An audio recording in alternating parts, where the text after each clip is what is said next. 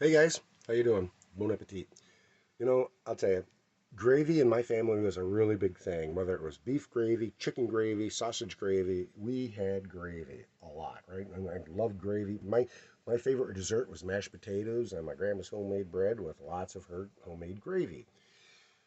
Throughout the years, people have, you use beef base or kitchen bouquet, other things, and you don't really need all those things. You just need a good pan gravy. And I'm going to show you guys how to make a gravy out of I made a meatloaf tonight, and I'm just going to simply use the fat that was rendered off of the beef, the ground beef that was in the meatloaf. It's already seasoned with green peppers and onions and herbs and spices.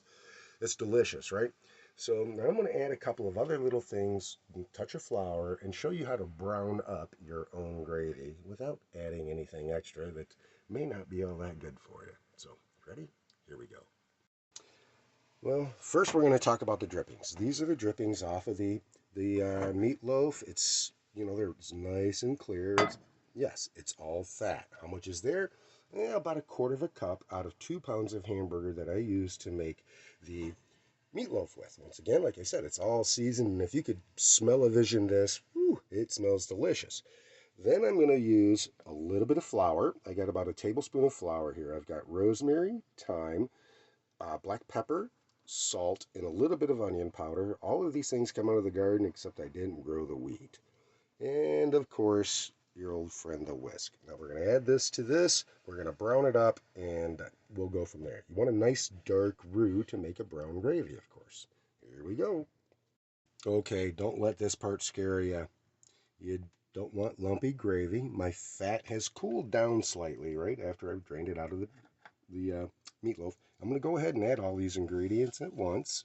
Just put them right in there because we want them all to toast. We want those herbs and the spices and the flour to all brown up at once. But while the fat's a little cool, we're going to go ahead and just mix this all in until we get a nice smooth roux. Now, as you can see, this has really only been about 30 to 45 seconds. We get a nice brown, smooth. Don't look that way right now, but once we add, and we're just going to add water to this, guys. We're not going to put milk or anything special into it. We're just going to add water. There's tons of flavor, and we'll just let this thicken up and make a nice gravy. But yeah, nice brown roux, just like that. Oh, it's going to be delicious. If you admire my beautiful little plastic bowl here, right? I like to find one vessel that kind of does the whole job. I want to end up with about this much gravy to begin with. So we're going to take and just add this water into this beautiful roux. It's already browning up nice. Don't look like much now, but watch what happens. I'm going to stir this up. Now remember, you got to let it come to a boil. Let that roux cook in there. Yeah, there you go. That's where it's going to happen. That's right. Stay with it. Stay with it. Now, after a moment of getting it up to that boil and making sure everything is well incorporated, here's where a little bit of patience come in.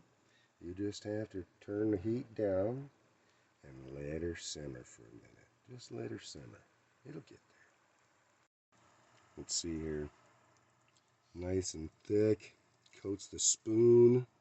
See if I can do this on camera. I call that good right there, folks. All right. Okay, guys. Tonight's Blue Plate special is meatloaf with cheesy baked potato, broccoli, and pan dripping gravy. Here we go. Of course, we're going to have a nice little tater in there. A little cheese on it. Set this here. Delicious meatloaf right next to it, like so. And since this is how we roll, Crystal and I like just steamed broccoli.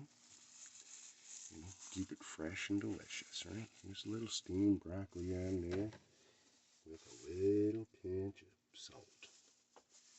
There's so much pepper in the other stuff. The meatloaf, maybe a little extra on the potato, but there we go. And of course, you gotta finish it off with that pan gravy from bacon and meatloaf. Here we go, guys. Now, like I say, I would like to have a little bit of ketchup in mine, but you know, You just can't go wrong with a nice pan gravy.